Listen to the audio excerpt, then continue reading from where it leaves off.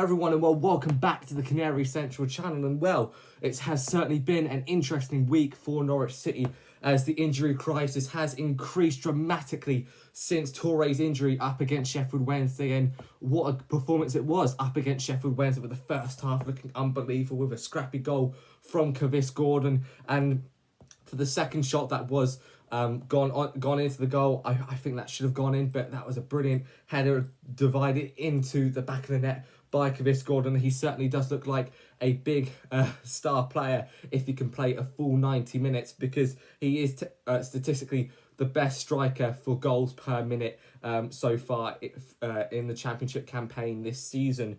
And well, as I've previously said about the injury crisis, it has certainly gotten worse over the last couple of weeks, and it seems like we don't seem to learn from this injury crisis that we have had. We've had it under the likes of Johannes Torup, Dean Smith, David Wagner. It has been relentless for us, and Mark Attanasio, in his interview with BBC Radio Norfolk, did say that they are looking into why are these injuries happening, and it does seem like it looks to be tissue injury for most of the players, such as Oscar Schwartau, which could be prompting them being overworked. And as I have said multiple times throughout this season, with Oscar Schwartau, they needed to be careful with the amount of games he is being played, because eventually it is going to cost us, and it has, and that is what has happened with him being out for 3 to 4 weeks. And I've got an entire list of players who have been out this season at this time recording. You've got players such as Jurasek, who look like he could have come back potentially in form, as he looks like he's going to be out from 9 to 10 weeks, which does look like the rest of the season practically. With that goal against Walsall, I thought he could be back playing pretty well after the last sort of year that he really hasn't been in form for Norwich City. Jov Makama, tremendous season. Does look like he was overworked, and that injury that he has sustained, I believe it was during training, looks to be a very serious one. It looks like he will be out for the rest of the season. Same with Papi Amadou Diallo. What a player that looks like that we haven't really seen much at all this season. At the start looking tremendous, and then playing up against the likes of Coventry and sustaining an injury for the rest of the season. It was really sad to see, because I absolutely rate Diallo so much, because as Talk Norwich City would say, it isn't a party without Papi Amadou Diallo, and his technical capability is unbelievable. His sheer pace to get up to the other side of the field is absolutely tremendous, and players like him we need to get, especially in that winger position. And Forson out for a couple of weeks. Whenever he does play, he seems to be unbelievable, especially against the likes of QPR, scoring and helping us win up against them for our first win at Carrow this season. He's been a vital part at the beginning of Philippe Clement's time here at Norwich City. Harry Amas, I can't lie, if he did play more games, I think it does look like he'll be out for the rest of the season. As I've said multiple times, Philippe Clement has said that Harry Amas's injury is really serious, and it does need to be checked, and it doesn't look like he'll be playing for us whatsoever, because it doesn't look good. And what a sad sort of moment, because he could have been an absolutely incredible player. Now we only have one left back in our entire 46-man squad left, and Ben Christiani hasn't been the best, and he was out against Sheffield Wednesday, having to be replaced by Fisher, and with Jack Stacey being put on the right back position, and it doesn't look like it's all doing for the best, because you also have left backs such as Lucien Mahovo also out potentially for a couple months. He did come back in the Hull City game a couple months ago, but he's sustained an injury, as well as Jeffrey Schlupp as well. All our left backs seem to be out apart from Crescene, and it seems to be a whole roulette wheel of who will be out in that left back position in the next couple of weeks. And I wouldn't be surprised if Crescene gets another knock, because it seems like it is a never-ending cycle where we do get an injury every game almost. And then you've got players such as Oscar Schwartau, as I previously said, out for 3 to 4 weeks. It looks really, really bad, because the quality of players that I've read out is unbelievable. I think the main standouts are Makama, Diallo, potentially even Oscar Schwartau.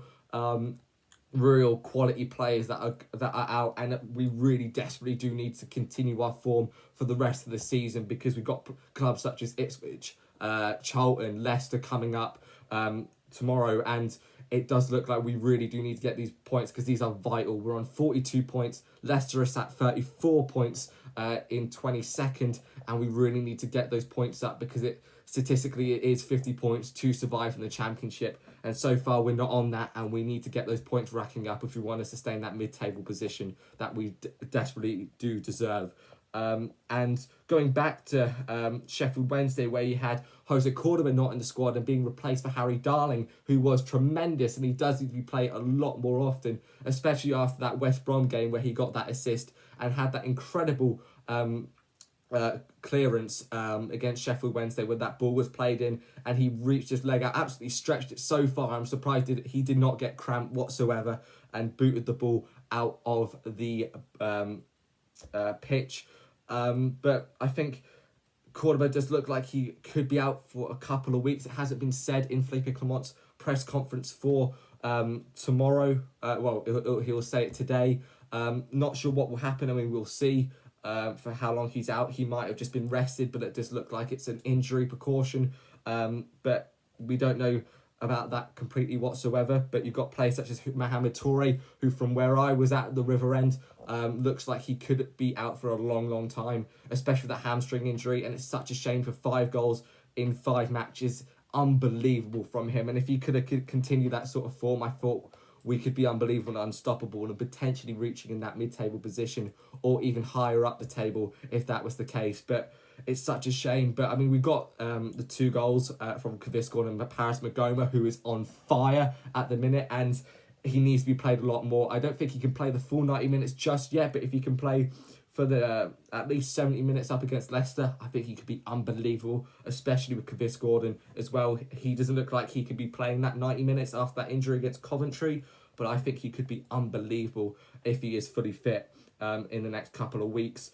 And due to this sort of injury crisis that we have had through Mohamed Toure's injury up front, we only have 1 striker left, and just now Josh Sargent has officially left Norwich City to join Toronto, which is so annoying, especially with the striker crisis that we do have, because it's only Kavis Gordon now that we have left in that up front position, and with us having to play Monster Medic up front, which I thought was a bit surprising for my end, especially because I think Macondes could potentially play in that centre forward position, not that striker, but centre forward, because I think he does have the quality in that position, especially with him looking like he was going to leave in January for more game time, as he was rumoured to go to Gremio in the summer.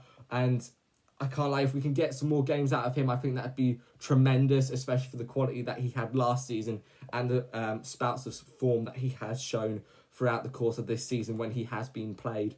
But that's sort of my consensus about this injury crisis at the minute, and with Leicester City looking like they're on a relegation dogfight at the minute, it does look like we could perform tremendously at the King Power Stadium. It's such a shame with Leicester's position in the minute, with them winning the Premier League title and FA Cup in the last couple of years, now going into this position where they could look like they can be down and out into League One, which could destroy the club completely. And what a fall from grace that would be. But I think if we can get the 3 points, I think that sort of cements us getting that potential mid-table spot. Playoffs are far out now with that Birmingham City loss, with us being 11 points away from Wrexham, who are on 54. But it is going to be a tough fight for us. But who knows what could happen here at the King Power Stadium, because who knows? It is quite a hard stadium to play at, but it might be an interesting game for us. But who knows? Thank you very much for watching. Cheers. Come on, Yellows. Let's hope this injury crisis does not continue. Cheers and goodbye.